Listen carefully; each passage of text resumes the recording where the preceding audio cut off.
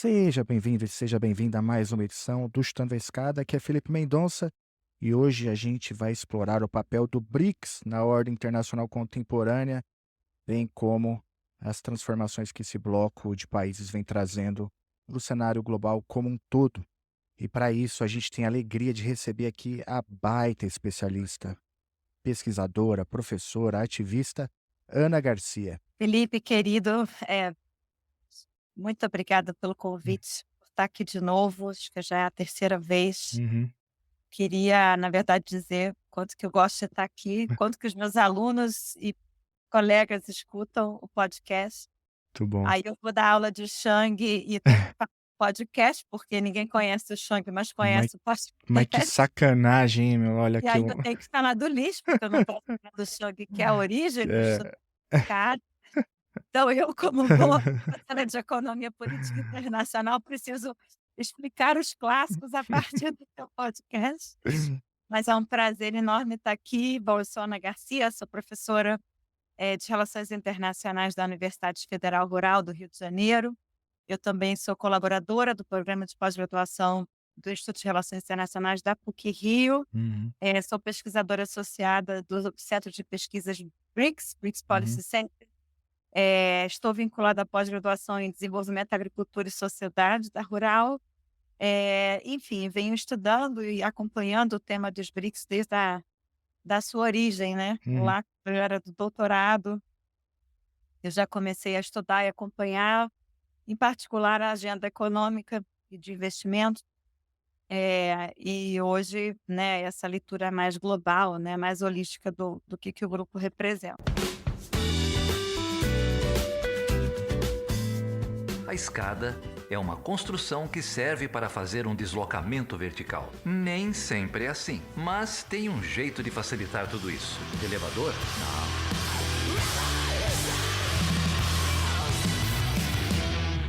Olha só, Ana, você teve aqui na última vez, foi setembro de 2023, o bloco tinha acabado de passar, né, por aquele movimento de expansão, e aí Argentina, Arábia Saudita, o Egito, o Emirados Árabes Unidos, Etiópia, o Irã tinham sido convidados, né, a fazer parte do bloco e naquela oportunidade, quando você refletia sobre a expansão do BRICS, eu achei muito interessante a maneira como você organizou, né, o histórico do bloco e porque você colocou ali basicamente 3 tabuleiros sobrepostos, né, entendendo o BRICS em 3 dimensões diferentes. Elas estão obviamente interconectadas, mas, você tem níveis de análise, né, diferentes para poder enxergar o mesmo fenômeno, né. Mais olhando para o que a gente chama, né, grosso modo de geopolítica, ou seja, essa relação mais ampla das superpotências e da conformação da ordem internacional contemporânea, né, com um polo ali nos Estados Unidos e um polo de contestação, agora o BRICS fazendo parte disso. Um outro polo intermediário ali, né, que aí é uma relação entre os estados, aí daí a relação entre a BRICS ganha uma dimensão. E uma mais ali pé no chão, né, que é que você chamava lá de bottom up, né, que aí já olha um pouco mais para dentro dos países, o papel das empresas. Lembrei bem direitinho que a gente fez aquela qualquer coisa você me corrige aí, né, posso ter falhado. Mas a minha ideia agora é voltar com esse arcabouço e te pedir agora para você fazer a mesma coisa nessa conjuntura, né. O ouvinte mais desavisado talvez, que pousou no planeta Terra hoje, né, talvez não saiba, mas aconteceu agora, a gente está aqui hoje gravando dia 30 de outubro, mas na terça-feira, dia 22 de outubro, começou a 16ª cúpula do BRICS, em Kazan, na Rússia, o que também é sintomático, também quer dizer muita coisa. Então eu quero te devolver aí a palavra para você, talvez, usando esse mesmo arcabouço, nos tentar fazer esse panorama geral, né, sobre o BRICS, o que que evoluiu, o que que andou, também comparando, né, com o programa do ano passado. Faz sentido? Dá para fazer por aí? Claro, vamos lá. Vamos retomar então essa ideia.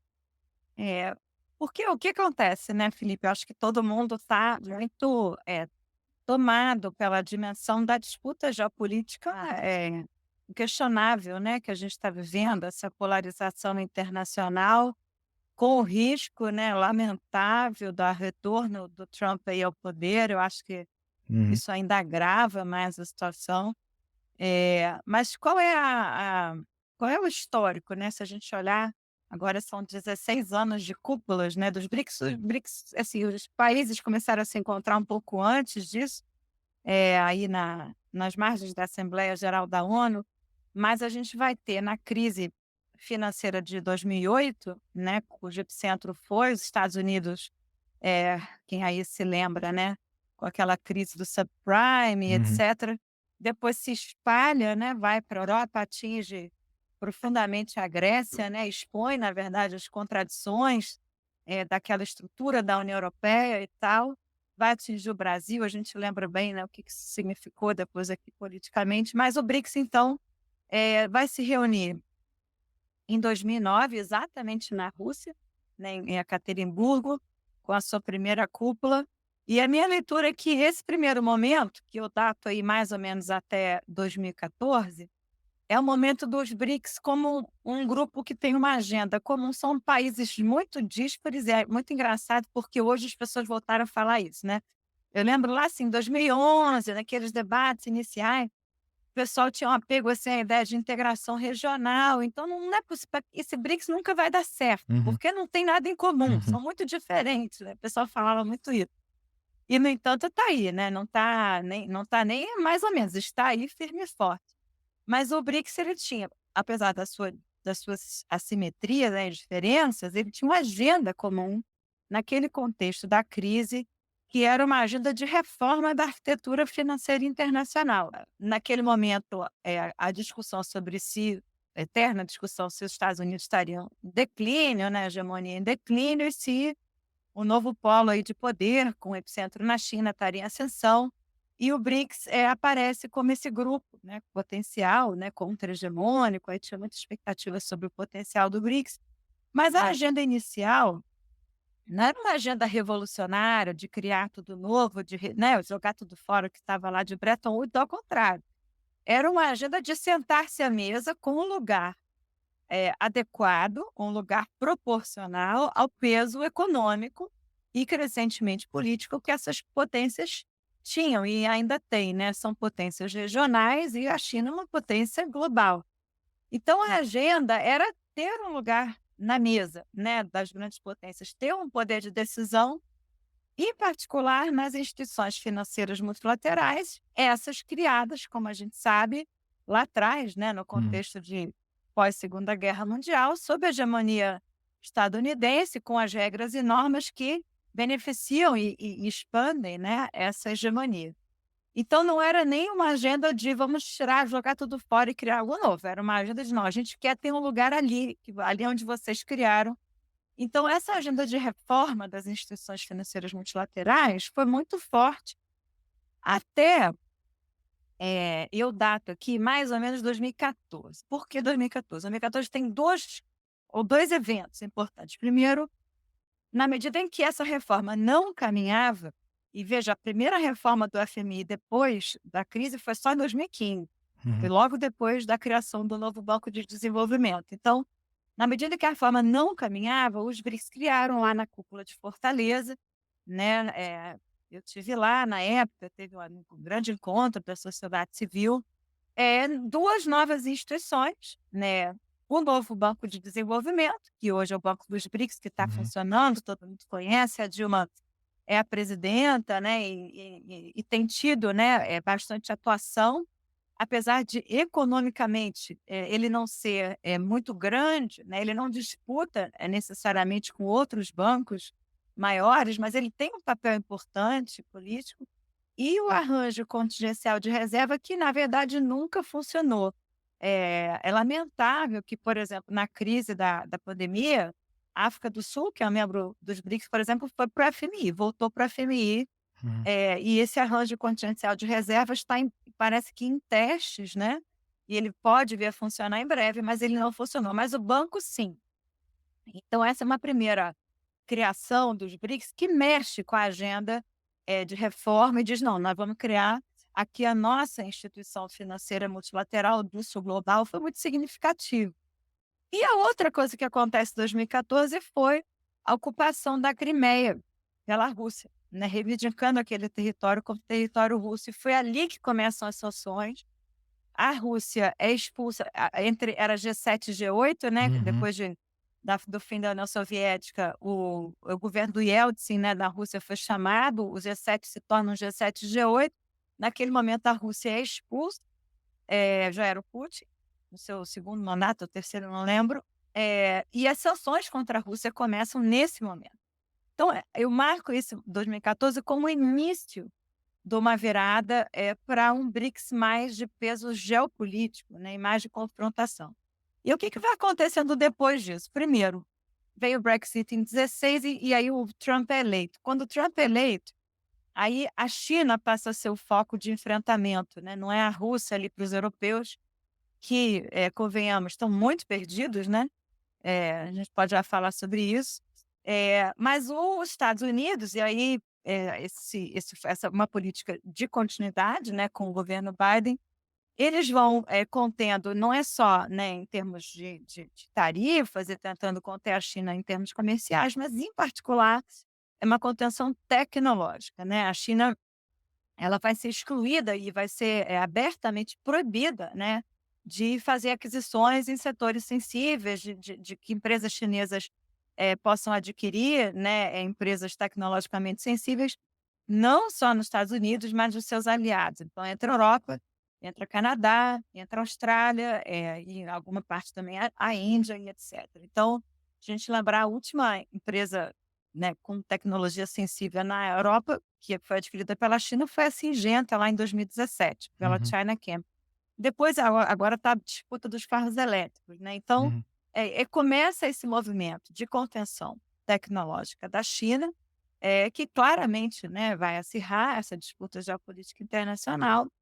E aí isso se acelera com a pandemia, e aí vem a Ucrânia, né? E aí 2022, não há dúvidas, né, que o mundo vai se transformando nesses, né, polos aí geopolíticos.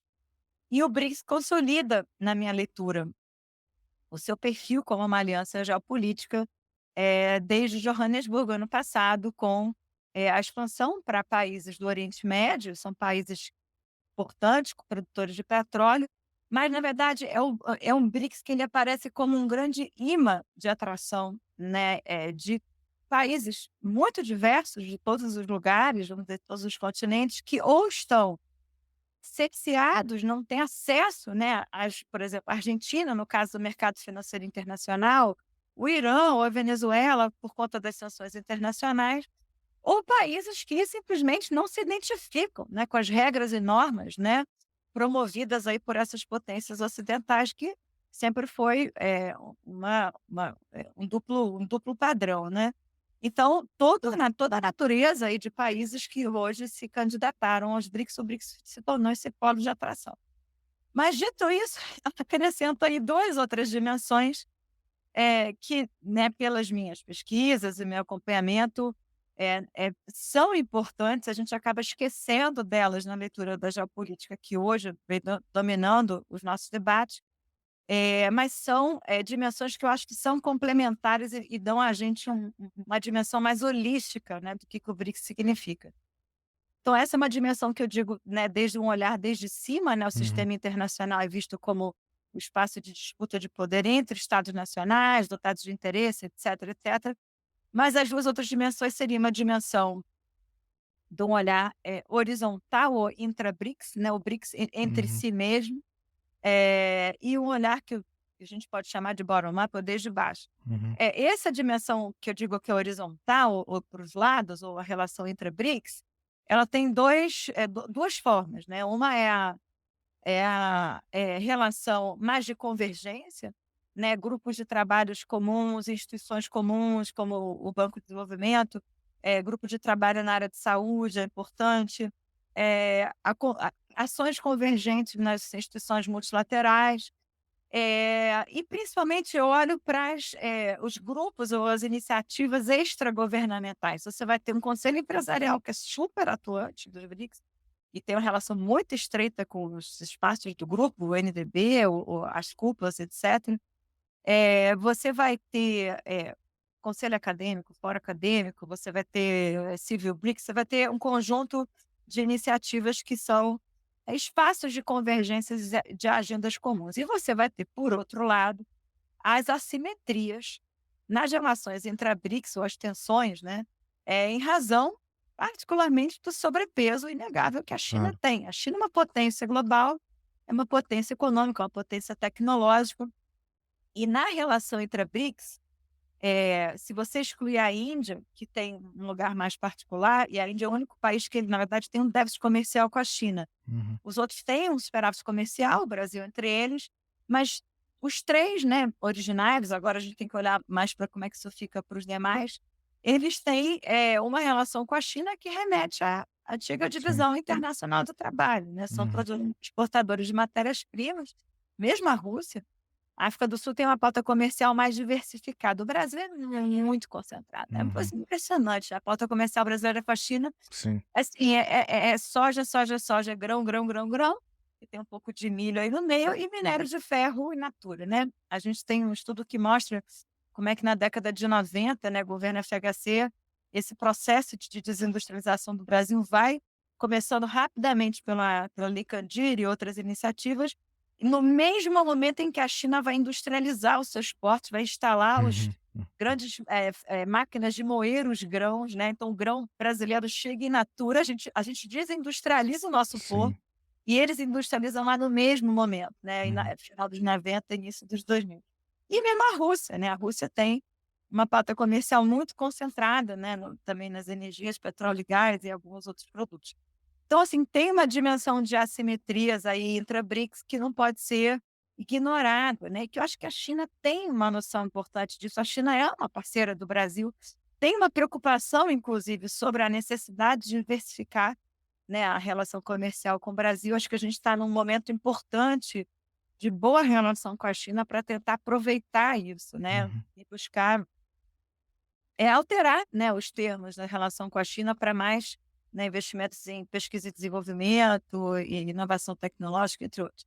Bom, e a outra dimensão, que eu digo que é o bottom-up, é a dimensão da relação dos países BRICS com as outras regiões ou países do sul global. Os BRICS são todos potências regionais, né? Uhum. Eles vão lidar, né, com países em desenvolvimento ou países mais pobres, né, como aí um pouco de business as usual, né, eles vão, né, ter seus grandes investimentos, né, suas empresas, eles vão trabalhar em termos desiguais. Foi muito curioso, eu estava na África do Sul agora em outubro fazendo uma pesquisa no norte do país, na província de Limpopo, porque eu estou estudando as zonas econômicas especiais Uhum. chinesas.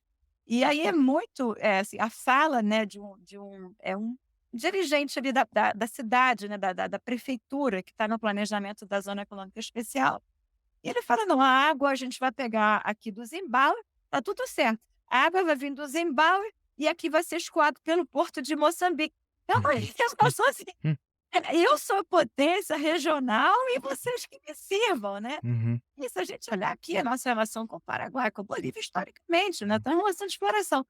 Então a gente vai ter um conjunto de exemplos, práticos, de, exploração de recursos naturais, indústria ativa, muitos projetos que são, projetos conjuntos com as potências ocidentais. Eu cito muito um caso, porque eu vivi o pessoal impactado disso ano passado lá na África do Sul, de um grande oleoduto, que cruza a Tanzânia e um outro país africano que eu esqueci agora o nome, desculpem, que é um projeto conjunto da Total francesa com uma empresa petrolífera chinesa, e que vão impactar e gerar um conjunto de tensões, né, socioambientais, territoriais, e que a gente não pode deixar de olhar. Então eu acho que o BRICS hoje ele precisa ser visto nessas 3 dimensões, sendo, obviamente, a dimensão geopolítica fundamental para nós, né, nas relações internacionais, mas a gente não pode idealizar. A gente está com essa tendência, Felipe, que é própria nossa e não tem muito jeito, né, mas de sempre buscar, né, enxergar uma alternativa, né. Como é que a Sim. gente vai ficar os Estados Unidos? Então está aqui o BRICS como um olhar muito otimista do seu potencial, né. Mas desde o Brasil, como é que a gente então usa essa plataforma BRICS para também melhorar as nossas relações internacionais, né? Sim. Eu acho que não dá para a gente perder de vista essa dimensão da relação entre a BRICS e na nossa dimensão também com os países latino-americanos, os países africanos, para tentar ter esse olhar mais completo, né, do que o grupo significa hoje. Uhum. Não, muito interessante, tudo isso. Acho que você fez um panorama bem interessante sobre o bloco, né. E você toca em inúmeras questões importantes que eu queria, eh, te ouvir um pouco mais. Eu sei que o tempo é limitado, mas eu queria começar pelo fim, talvez, né. Agora você acaba de fazer essa provocação, né, de que há uma certa comoção, de alguns setores, né, de que talvez o BRICS se coloque como uma alternativa. eh, Alguns entendem, inclusive, pode ser uma forma de uma ruptura, né, com isso que a gente chama, carinhosamente, de ordem liberal internacional e tal. Então tem um pouco essas diferentes expectativas, né, inclusive os próprios países, às vezes, mesmo nos originais, ali, nos originários, né, você tem ali expectativas distintas sobre o BRICS, papel que o BRICS pode ter, né. Eu acho que essa é uma questão importante desse alinhamento de expectativas ou das diferentes expectativas, porque também mostra um pouco isso que você chamou das disputas intrabloco, né, porque, me parece que os países têm, expectativas distintas sobre o que esperar do bloco, mas em geral, até o momento, né, o BRICS ele não se coloca como uma alternativa forte, né, como algo que busca rupturas, né. É ali uma tentativa, grosso modo, de você recolocar, né, redesenhar as relações, de poder de forma a garantir aquilo que você falou lá no início, um lugar, uma voz mais ativa de países que são potências regionais, cada um na sua região. É por aí? E se você me permite uma segunda provocação, né, falando sobre expectativas, né, o Brasil é um caso singular também, porque o Brasil, entre os membros, mesmo após a expansão, é o país que talvez, me corrija também, se você discordar, é um país que sente, com mais força, talvez, esse efeito gravitacional da política externa americana, até por ser ali, né, tá no mesmo continente e tal. A gente sente a influência americana de uma forma que me parece que os outros países do bloco não sentem, né. Também sentem, mas de outras formas. O Brasil, as relações inter-americanas têm uma história vasta e a gente sabe as raízes históricas disso. Então, o cálculo para o Brasil na sua relação com os Estados Unidos, ele é um cálculo difícil. Não dá para simplesmente ignorar isso que eu estou chamando de força gravitacional aí que os Estados Unidos exercem, aqui no Brasil. Eh, e isso coloca o Brasil como um país singular, né, em termos de expectativa, sobre o BRICS. Faz sentido? Eu queria que você reagisse a essas 2 provocações baratas que eu fiz aqui. Não, são muito pertinentes. O surgimento do BRICS, sem dúvida nenhuma, eu acho que uma das principais inovações, né, da ordem internacional aí no início do século XXI. É muito importante que a gente tenha essas alternativas, que a gente tenha escolhas, né, que a gente tenha poder de barganha. Imagina se a gente ficasse ali, como a gente ficou na Guerra Fria, né, nos anos 60, né, totalmente subordinados a uma lógica, né, condicionados aí a uma lógica, né, subordinada aos Estados Unidos e que, né, gerou tantas consequências aqui para a nossa região. Então, eu acho que o BRICS ele aponta numa direção muito correta e muito importante da multipolaridade, da necessidade de reforma, né, dessas instituições que nascem num contexto internacional pós-Segunda Guerra e que já não refletem, né, a reorganização de poder internacional hoje, seja o FMI, o Banco Mundial, seja o Conselho de Segurança da ONU, né. Então acho que o BRICS, tem um papel enquanto grupo, né, enquanto ideia força, muito importante. Então acho que é muito, relevante que o BRICS, inclusive, a partir dessa expansão, se torne um grupo mais forte, com muitas assimetrias, com muitas, certamente, diferenças internas, né? A gente vai ver como isso vai de fato acontecer, está só no início. Uma questão que eu acho que é importante a gente notar é que o BRICS ele opera muito por consenso, né? Uhum, O que a gente vê aí nas declarações finais é consenso. uhum, E aí vai ter coisa que é difícil encontrar consenso, não tem muito jeito, né? Eu acho que vai haver, talvez, em algum momento, uma tendência de subgrupos dentro do BRICS para avançar algumas agendas, né? Eu conversava com o pessoal da Fiocruz, a necessidade de avançar uma agenda forte na área de saúde pública e vacinas, e o BRICS tem um potencial enorme uhum. para isso, e um potencial enorme de cooperação em pesquisa e desenvolvimento nessa área de saúde. Olha que ganho isso vai ser para as sociedades, né, para o conjunto, né, desses países, não só para as suas elites, suas empresas, etc. Acho que isso é muito, muito importante. Agora, é isso que você disse, eu acho que eh, tem muitas intenções, tem muitas palavras, eu acho que a gente também se encanta, né, a gente ri, a gente adora É. declaração, palavra, mas assim, a gente precisa verificar, a gente tem que fazer um monitoramento. O que que de fato acontece na prática, né, o que que vai ser efetivamente implementado? E aí essa é outra história, né, a gente está falando de reforma do FMI aí quase 20 anos depois da crise, né, e isso não acontece. A reforma do Conselho de Segurança é o sonho aí da diplomacia brasileira e a coisa não avança muito. Então, eu acho que para o Brasil, talvez aí muitos vão discordar de mim, mas eu acho que é um pouco um reflexo aí também da atitude da Índia, apesar de que a Índia tem uma outra história, né. Uhum. Para o Brasil, acho que é o momento de ter, assim, a nós nos falta a velha e boa estratégia Sim. nacional de desenvolvimento, né. Mas é importante para o Brasil ampliar esse leque de barganha, não é nem ficar de um lado só, Uhum. né, e absolutamente, condicionado, né, à órbita ali, né, da China, da Rússia, do BRICS, e nem, obviamente, de forma nenhuma submisso aos Estados Unidos. Eu acho que a gente tem um potencial e está numa situação boa hoje, pelo menos na liderança que a gente tem hoje, de tentar extrair o melhor proveito possível, os melhores termos possíveis das relações com ambos, com muitas limitações. A gente sabe que com os americanos Sim. dá para brincar muito, né. Agora, a gente precisa também, com a China, conseguir melhorar essas relações, Uhum. conseguir extrair mais avanços tecnológicos, subir nas cadeias globais de valor, né, transferência de tecnologia Samsung, que é algo que ninguém fala. A gente fala muito de BRICS, mas onde é que a gente efetivamente vê, por exemplo, transferência de tecnologia entre a BRICS, né?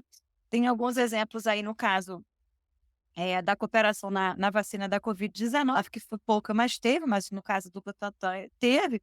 Mas em outras áreas você vê, tem um projeto de satélites entre Brasil e China, que é lá da década de 80, né, o SEBRAS, o governo Figueiredo iniciou esse projeto, ficou paralisado muito tempo, e hoje o governo Lula retomou com aquela ida do Lula ano passado para Uhum. a China, e só hoje, na reativação do projeto SEBRAS, a China concordou em transferir tecnologia. Então, assim, a gente precisa forçar a saída, a gente tem que ter força própria, a gente não pode ficar à mercê, nem de um nem de outro.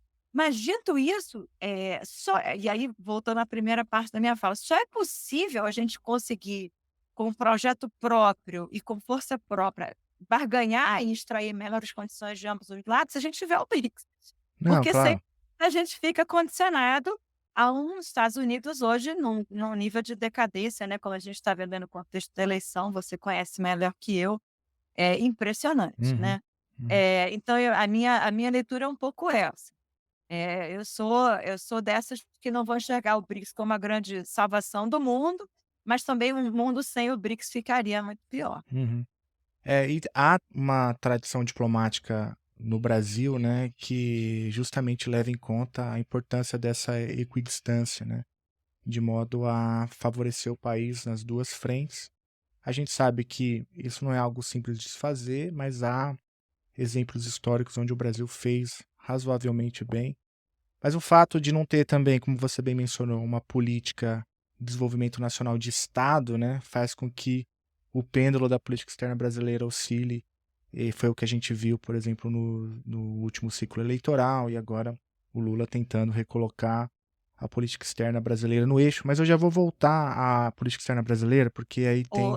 Mas deixa eu só Vai lá, bom, por deixa eu só favor, pô. comentar sobre isso. A minha impressão é que a gente teve, né, uma estratégia de política externa brasileira, aí aqueles nomes, né, altiva e Uhum. ativa e tal, nos governos 1, Lula e 2, mas no governo Lula 3 a gente está girando em torno dos grandes eventos, né, é o É. G20 esse ano, é a COP30 ano que vem, vai ser o BRICS no primeiro semestre, mas qual é a nossa estratégia, né, qual é uma política estratégica aí interna que vai nos recolocar no mundo, a gente está, a minha impressão aí, um pouco patinando e muito à mercê, né, de sermos aí os hosts, né, desses grandes eventos aqui no Brasil. Mas um exemplo disso, e aqui eu não é nenhuma defesa, né, foi o papel que o Brasil teve agora nessa cúpula, na 16ª, em relação à Venezuela, né. Porque a grande pergunta, eh, nesse evento especificamente, né, é justamente qual que foi o cálculo que o Brasil fez, né, colocando em termos gerais, né, que o governo fez ali, pensando a política externa brasileira, né. Porque, veja, a e aí você tem críticas de todo lado, você tem críticas mais à esquerda, mais à direita, enfim, e elas não são semelhantes, né. Mas a crítica, mais à esquerda, ela justamente aponta, né, o fato do BRICS. Você ter ali outros países complicados, né, sei lá, Arábia Saudita, o Irã, a própria Rússia, e aí a Venezuela, teria sofrido um veto, por conta da questão política eleitoral ali, o que estaria a princípio fora, né, do horizonte do BRICS, e aí o Brasil teria atuado de maneira ideológica, e isso colocaria o Brasil numa enorme contradição, porque se, respeito ao processo eleitoral fosse uma variável, o Brasil teria que atuar em outros vários casos, inclusive dentro do BRICS, outros vetos e assim por diante. É uma crítica, eu acho muito interessante, uma crítica válida, né? E tem um outro argumento, e aí eu acho que tem muita relação com o que você falou, não estou dizendo que você defenda isso, mas é que a política externa brasileira, ela vive, né, desses ciclos, a gente está muito voltado ali para os grandes eventos, mas há um cenário político eleitoral muito conturbado, a sociedade ainda é muito polarizada, ninguém sabe exatamente o que será do próximo ciclo eleitoral de 2026, e aí o Brasil querendo sinalizar, né, para os tubarões aí, sei lá, dessa direita ou da imprensa brasileira que vê quase como que uma sinalização, né, de que o Lula, então, sinaliza mais para o seu público interno, né, para consumo interno, o que também seria, na minha avaliação, um grande erro, porque isso não é suficiente, né, para poder dar um sinal para essa direita brasileira que o Brasil, enfim, agora vai entender a política externa brasileira nos termos que eles mesmos criaram, né.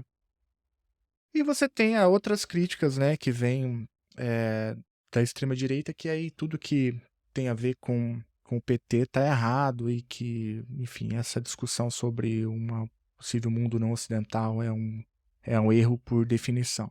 Enfim, eu fiz um horizonte aqui, um leque de críticas, né, de A a zinco, assim, muito porcamente, mas é porque eu queria te ouvir um pouco sobre isso, né. Que você acabou de falar sobre parece que o Lula 3, né, tá meio que, nadando contra uma correnteza e a gente não tem uma clareza, né, muito grande sobre para onde o país quer ir, e esse veto à Venezuela deu sinais cruzados, né, e eu queria, saber qual que é a tua interpretação sobre isso.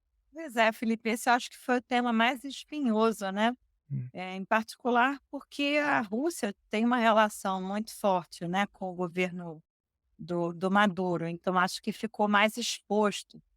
Mas, 2 coisas para a gente refletir juntos. Primeiro, o seguinte, a expansão do BRICS é uma definição política, Uhum.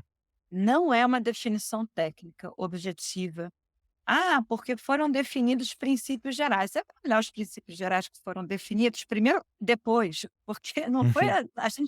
a gente não teve, assim, princípios gerais para a incorporação do grupo BRICS antes de Joanesburgo. Foi durante, porque na verdade a decisão já estava tomada, Uhum. né. Aqueles 6 que foram convidados lá, em Joanesburgo ano passado, foram 6, que foram, negociações do alto nível político dos governos, né. O Irã, pela Rússia, Arábia Saudita pela China, Etiópia e Egito também.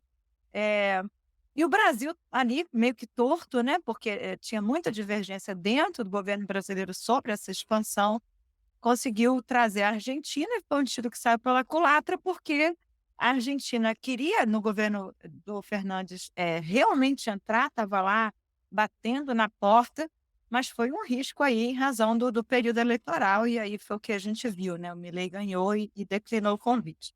Então a América do Sul está absolutamente subrepresentada, isso não é bom. Uhum. Agora não é bom, mesmo aí com a entrada da Bolívia e de Cuba como parceiros, né. Mas então, assim, é uma definição política. E aí esse é um peso para a política externa de qualquer país que seja muito grande, Uhum. muito grande. E assim, retomando um pouco aí o histórico aí da Venezuela com o Brasil nesse período recente. Quando o Lula foi eleito, que assim, Bolsonaro usou, a extrema-direita do Brasil usou a Venezuela como essa grande ameaça comunista, uma loucura, né, aquelas alucinações da extrema-direita, a Venezuela virou um símbolo, de ameaça comunista, mas que ao mesmo tempo batia a nossa porta de forma muito concreta, em razão, dos refugiados, né. Quem trabalha os refugiados, nossos colegas lá em Roraima, Uhum. vivem a migração venezuelana Sim. cotidianamente. Eu tenho uma colega do serviço social que, vem trabalhando os refugiados, venezuelanos, e ela disse como a extrema-direita usou a Venezuela para pegar e capturar trabalhadores precarizados as empresas que apoiaram Bolsonaro foram lá e pegaram esses trabalhadores venezuelanos para trabalhar de forma precarizada nessas Uhum. empresas. Então, um uso político, econômico, né, asqueroso. E aí a expectativa anunciada abertamente pelo governo quando eleito, era de recompor as relações com a Venezuela, né. Uhum. E aí o Celso Amorim, e aí eu discordo de alguns dos colegas que estão batendo muito no Itamaraty sobre isso. Francamente, assim, o Itamaraty não tem essa força, assim, desculpe os Uhum. colegas diplomatas, mas eles não têm, né, essa definição vem do Celso Amorim, Sim. e o Celso Amorim é a cabeça pensante de política externa do Lula. Então não adianta bater nos burocratas, né, do Itamaraty, porque na verdade em 23 o Itamaraty, os burocratas: "Ah, não quer, né, tem que ter Sim. critério", era difícil, mas o pessoal do IPEA também estava falando isso. Paulo Nogueira Batista Júnior estava falando isso, era contra a expansão dos BRICS em 23 e não é uma pessoa que a gente vai desconsiderar que é uma Uhum. pessoa desqualificada, muito pelo contrário. Então acho que não é justo, né, essa crítica colocar isso acho que tem uma questão, né, que obviamente tem setores do Itamaraty que não querem, isso aí é correto, mas não é só isso, né, acho Uhum. que isso é importante a gente pensar. Só que o que que eu achei que quer dizer, se a gente recapitular, o que que eu acho que foi o percurso, né, a sucessão de erros, né. Tá bom, vamos recompor a relação do Brasil com a Venezuela, mas como? Aí vem a história da mediação, né, o Uhum. Brasil como mediador e tá. Só que desculpem, Maduro não é Chave. Uhum. Acho que tem uma diferença fundamental aí, queiramos ou não, né, eu sou, absolutamente defensora do processo venezuelano, contra o imperialismo estadunidense, mas o Chaves era uma liderança, sem comparação com o Maduro, né. O Chaves veio construir a Unasul, o Chaves veio propor o Banco do Sul, o Chaves veio construir uma aliança, com os países do Caribe, o Chaves veio ajudar Cuba, tinha uma aliança muito forte com Cuba, com, a Bolívia. Ele tinha políticas propositivas para a região, né, muito relevante, e o Maduro não tem isso, né, o Maduro quase começou uma guerra aqui com a Guiana, né, Essequibo. Então acho que isso deixou o Brasil numa situação mais constrangedora, porque não há uma política positiva para a região. nem o Brasil veio com uma proposta positiva para a região, né, de integração regional, a questão da Argentina, acho que foi um banho de água fria, e a gente está enfrentando ali uma relação com a Venezuela que não é a mesma, né, do período chavista, que era muito mais positiva. Então eu acho que quando veio a questão de Essequibo, quando veio uma ameaça de um conflito armado na região, com a contínua questão dos refugiados, da migração, ficou uma situação difícil. O Brasil não consegue se colocar numa relação com a Venezuela de uma forma simples, Uhum, de defesa. E aí isso estoura com a questão eleitoral, uhum, né? Essa fala aí de que houve uma queda de confiança, né? Que surgiu aí na semana passada. Bom, eu estou trazendo esse histórico não para defender a não entrada. Eu acho que foi uma questão política. sim. Não é uma questão objetiva, não tem critérios claros, não tem. É uma Uhum, definição política. E eu acho que acaba sim sendo um erro, porque não tem uma justificativa a não ser essa indisposição. Alguns trouxeram, né, eu não sei, eu não estava em casa, não acompanhei isso de perto, mas que o Maduro teve uma postura muito arrogante, né? Ele foi direto com o Putin, ele foi sem ser convidado, ele não alinhou, ele alinhou com os russos, mas não alinhou com o uhum, Brasil, né? E ora, o Brasil é o representante da América do Sul dos BRICS, o Brasil é o membro fundador dos BRICS, então ele não alinhou isso bem ali nos bastidores e chegou lá com um show e tal, e isso pegou mal. Alguns vão argumentar isso. Olha, eu vou ver talvez eu copo mais para cheio do que para vazio, eu acho que é uma questão de tempo. Eu acho que isso tende a baixar a bola, a poeira baixar. Eu acho que se o Brasil for estratégico no ano que vem, assumindo a presença do BRICS, o Brasil uhum, consegue amarrar isso. uhum, Estou aqui tentando ver o copo meio cheio, uhum.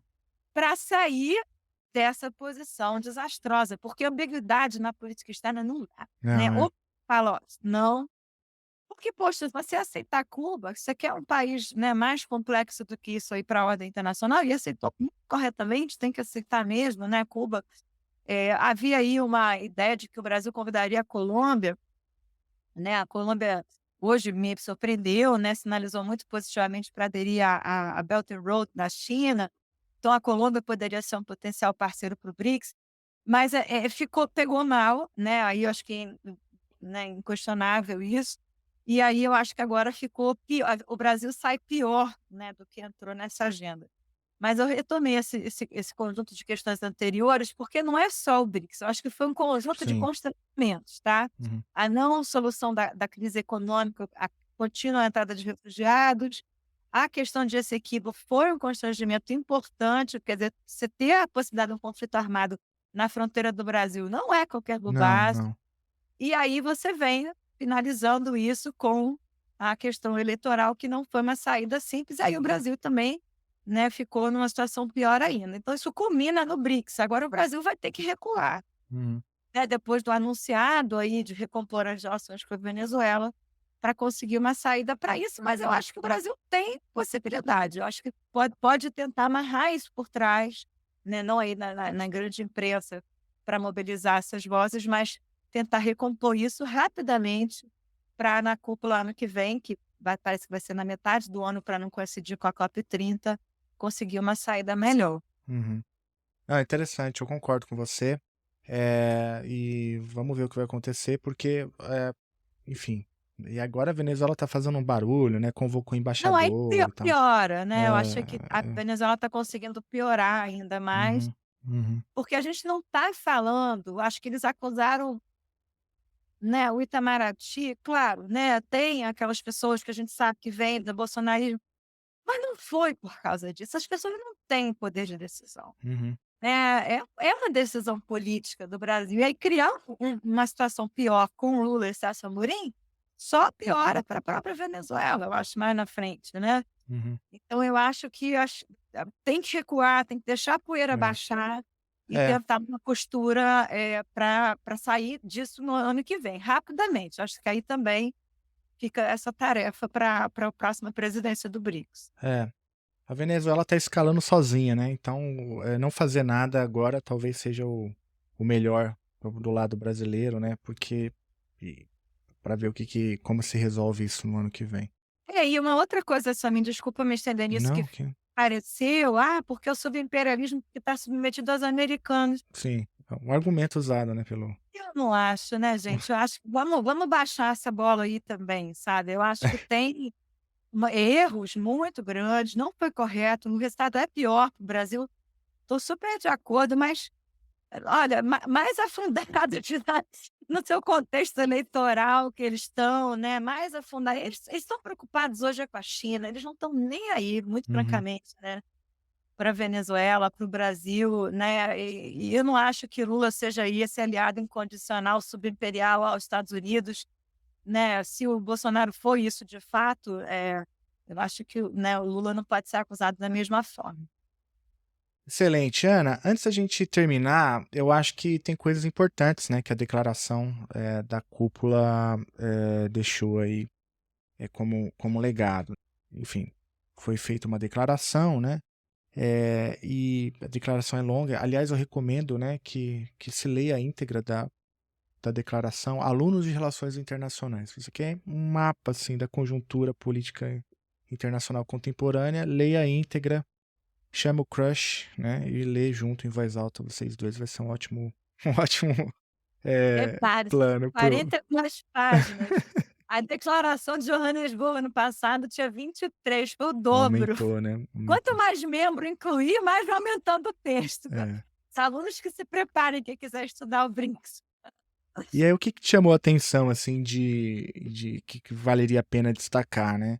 Eh, aqui em off você já tinha falado um pouco sobre o papel da moeda, né? Teve ali aí eu tô acrescentando aqui uma questão que é a questão da Palestina, né, a relação ali com uma crítica à ONU, Já enfim. estava no ano passado, tá? Eu fui Já tá. verificar Aham. exatamente o que eu vi na declaração de Kazan, falei: "Ótimo, vai em cheio, questão humanitária, Gaza", mas já estava Uhum. lá em Johannesburgo, foi antes do 7 de outubro, antes desse genocídio começar. Já estava lá. Mas é muito importante, fundamental que isso esteja reforçado, né, na declaração desse ano. Mas, enfim, voltando a bola para você, o que que você gostaria de destacar? O que que você acha importante?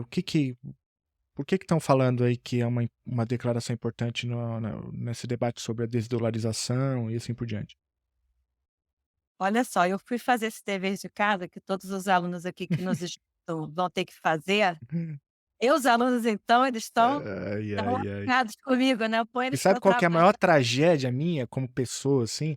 É o desgramado ouvir o podcast e não ler o texto e falar: "Não, eu ouvi lá, não, substituiu". Nossa, Não substitui, aqui é só um olha, complemento. Mas enfim, isso só aí, queria isso tirar isso do aí. meu peito. Vai lá. A gente tira o chapéu aqui de comunicadores para voltar a ser professores. Mas olha só, o que que eu fiz meu deverzinho de casa? Eu voltei na declaração de Johannesburgo Uhum. para ver as diferenças.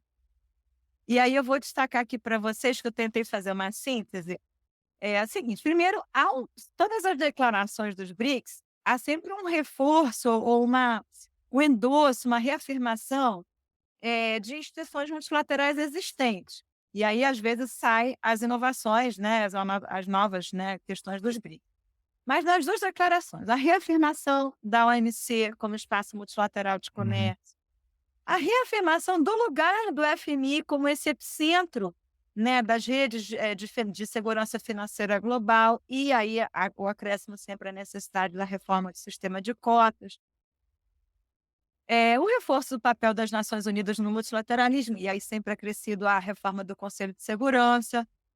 Nas 2 declarações me chamou muito a atenção, o reforço do papel do G20, isso pode também ser por influência da presidência da Índia e do Brasil, né, imagino que ano que vem também na presidência da África do Sul. E essa reafirmação do G20, o Felipe, reafirmando 2 agendas em Kazan, desculpa, em Joanesburgo e ampliando a Uhum. agenda de Kazan. Na de Joanesburgo, reafirmando o papel do acordo quadro de tratamento das dívidas externas, esse é um tema muito espinhoso, esse acordo quadro do G20 sobre dívida, ele está sendo muito criticado pelos países africanos, pelos países em desenvolvimento. O BRICS reforça, vamos olhar isso, tá?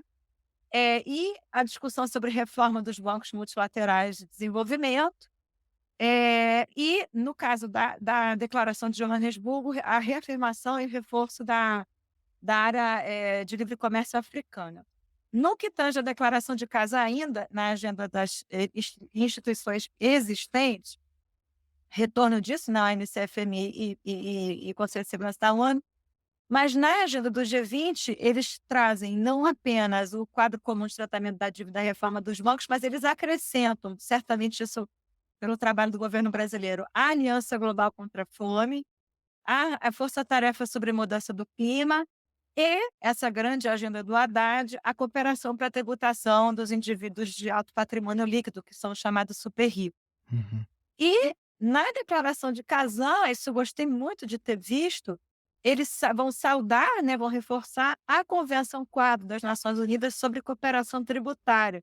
Como eu estou na agenda da reforma da arquitetura financeira no T20, né, isso foi importante olhar, por quê?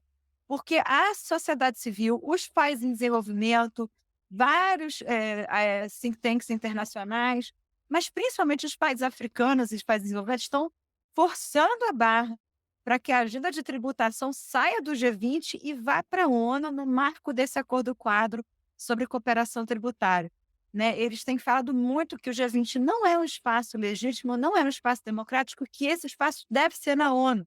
É a ONU o espaço onde a gente vai conseguir melhor avançar essa agenda de uma tributação adequada às empresas multinacionais, porque essa agenda da tributação está na OCDE, por conta do G20, que é levado para a OCDE, e essa nova proposta da taxação dos super ricos não deve ficar no âmbito do G20, deve ir para a ONU. Então, isso o BRICS reforça, tá? Então, eu queria chamar a atenção disso, porque eu achei importante.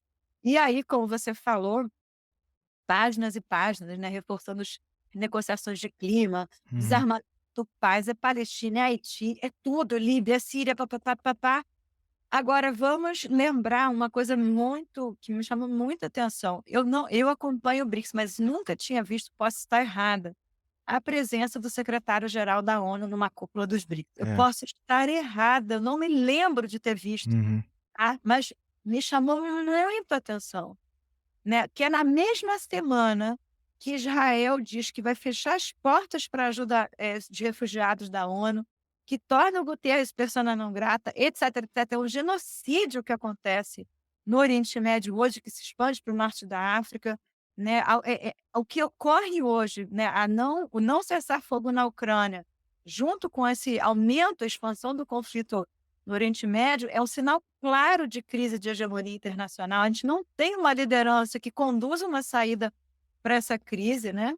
Então, acho muito importante ressaltar essa presença do Guterres lá e, inclusive, no espaço da Rússia, né? Eu acho Uhum. que a gente deve estar lendo aí nas entrelinhas que eles querem entrar para tentar, né, um cessar-fogo. Mas na declaração de Joanesburgo, vamos entrar aí nesse tema que eu acho que é o mais importante, né? Que é o que efetivamente tornaria aí, eu acho, o BRICS uma grande alavanca de transformações substantivas na ordem internacional, que são os mecanismos, né, de transações financeiras, de empréstimos internacionais, de compensação entre bancos centrais, em outras moedas que não o dólar. Eu trago outras moedas porque um vai falar moedas locais, o outro vai falar: "Vamos criar uma moeda digital dos BRICS". O outro vai falar: "Ora, a única moeda capaz de substituir o dólar é outra moeda que tem a Banco Central por trás", ou Uhum. seja, é o renminbi, é a moeda chinesa. Então tem debates, né, sobre isso. Mas lá na cúpula do ano passado, foi uma declaração muito tímida, né. Eles falaram lá: encarregamos os ministros de finanças e governadores de bancos centrais para estudar, né, conforme apropriado, essas questões relativas a instrumentos, plataformas de uso de moedas locais. Acabou. E aí isso sim avançou. E eu achei muito bom, avançou de uma maneira muito importante, eu acho que também em razão da Rússia, né, ter liderado essa agenda, e eu acho que isso também é outra coisa importante para ressaltar de Kazan, é a demonstração de força, né, da Rússia e do Putin, Uhum. de, né, nessa ideia de isolamento todo, ele mostrar: "Não estou isolado, estou aqui como uma liderança, eu consigo, né, né, eu consigo aglutinar aqui um conjunto de lideranças no meu território". Eu achei que isso foi muito Uhum. importante. Mas o que que eles colocam na declaração? Vamos lá, né, mais fácil falar do que fazer, mas ainda assim é muito importante que isso esteja apontado. Primeiro, a busca por mecanismos de compensação interbancária, né, intra-BRICS, então em moedas locais. A possibilidade, né, de iniciativas de liquidação, né, entre os bancos, que eles chamam de pagamentos transfronteiriços dos BRICS, que vai ser um mecanismo de adesão voluntária, né? Então não é: entrei no BRICS, estou compulsoriamente destinada a aderir a essa iniciativa", não. Quem quiser vai aderir, e há aí uma força-tarefa dentro do BRICS, trabalhando, discutindo as formas de pagamentos intra-BRICS, né. A possibilidade ainda está ali como uma forma de estudo sobre viabilidade, né, de criar, né, uma infraestrutura de compensações e de depósitos transfronteiriços, que é o BRICS Clear, né. Eh, então tudo que tem a ver com essas transações financeiras, com financiamento de comércio e com compensações financeiras, eles estão tentando. Há a possibilidade de criação de uma companhia de resseguros também voluntária. E no que tange ao arranjo contingencial de reservas que, como eu disse, ainda não foi utilizado, eles apontam que eles já estão fazendo testes para que esse arranjo seja, um meio de uso de moedas alternativas ao dólar, quando um país pedir emprestados. Então acho que isso avançou muito, muito, né. Uhum. A gente não está falando aqui: criei, né, uma moeda própria do BRICS", ainda não, né. O Paulo Nogueira Batista já lançou essa ideia, né, a possibilidade de criar uma moeda digital. Por quê? E aí eu acho que isso, acho que para nossa reflexão, eu acho que você também tem muita reflexão sobre isso, que seria bom a gente escutar. Primeiro, a vontade política de desdolarizar, ela é extremamente importante, né, extremamente importante. Eu acho que tem que ser falado, tem que ser debatido, tem que ser exposto o que que é esse privilégio exorbitante, o que que faz os americanos poderem se endividar sem qualquer teto, né, a gente fala tanto de Uhum. ajuste fiscal no Brasil, né, teto de gastos, e é o Haddad lá, e a mídia vai, que se não tiver ajuste fiscal a gente vai perder, não sei o quê. Olha, quem não tem ajuste fiscal chama-se Estados Aham. Unidos, Uhum. né. Não tem teto, não tem, é uma dívida impagável, né. Por quê? Porque eles se endividam na sua própria moeda, todo ano eles vão lá no Congresso americano e aprovam isso, né, a elasticidade desse teto.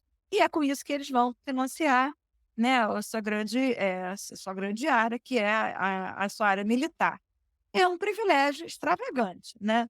Então tem que ser denunciado, tem que ser falado e tem que haver essa vontade política de criar circuitos desdolarizados. O que não é tão fácil, e aí não é porque a gente gosta, não gosta, às vezes eu vou discutir: por que não?", é a viabilidade técnica, a infraestrutura técnica para que isso aconteça. E por que que não é tão fácil? A gente falou sobre isso na nossa discussão do ano passado.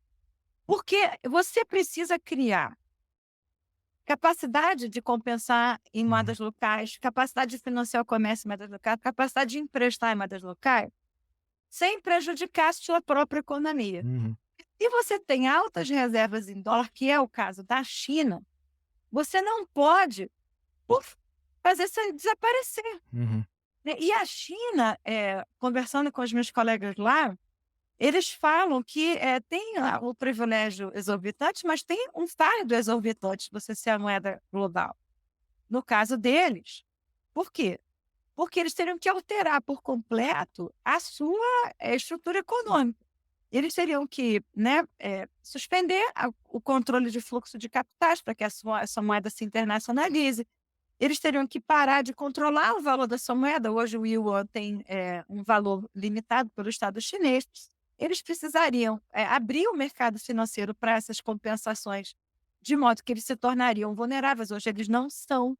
Então, não é tão fácil. A China tem um pé atrás. O que que a China vem fazendo? Ela vem testando circuitos menores, né, com a Argentina, né, com o Brasil, na própria região asiática, dentro da Belt and Road, para ir explorando essa possibilidade de internacionalizar a sua moeda sem ainda se colocar, num espaço de vulnerabilidade e sem, obviamente, perder, né, o valor da sua enorme reserva em dólar. Então eu acho que o que o BRICS conseguiu avançar em Kazan é apontar para direções em que é possível viabilizar tecnicamente, né, esses acordos entre bancos centrais, entre o Ministério da Fazenda, que vão criar tanto essas redes alternativas ao SWIFT, né, intra-BRICS, em moedas locais, quanto esses mecanismos de compensação.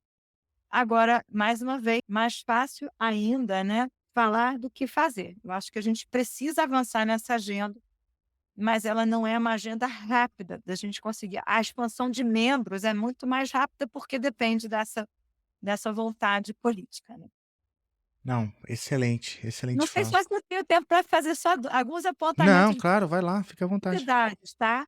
A criação da plataforma de comércio de grãos, o BRICS Exchange.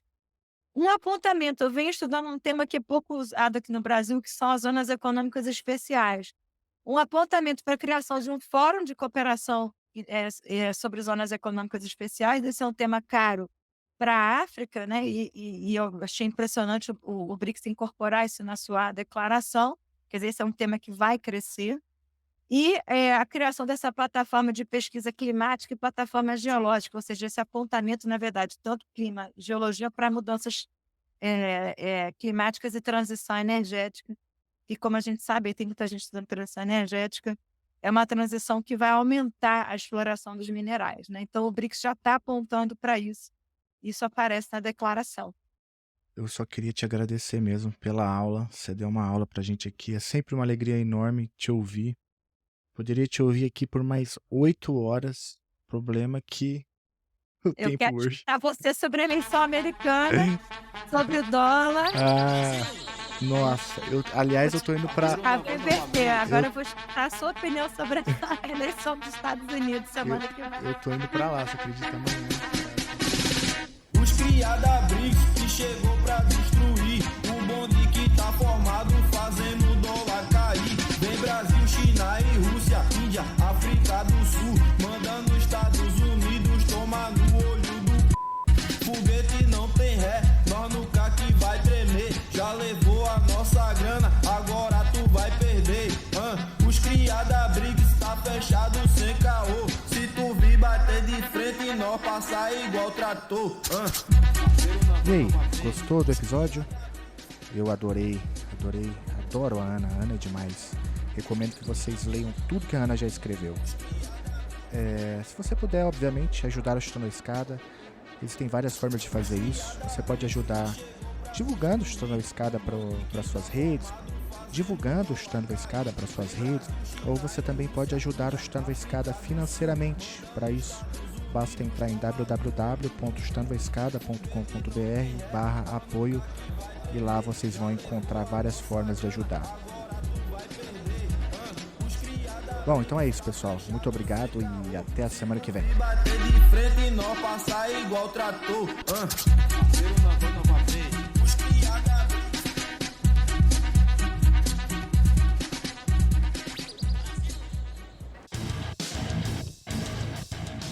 Você acabou de ouvir mais um episódio do Chutando a Escada. Para apoiar, acesse chutandoaescada.com.br/apoio.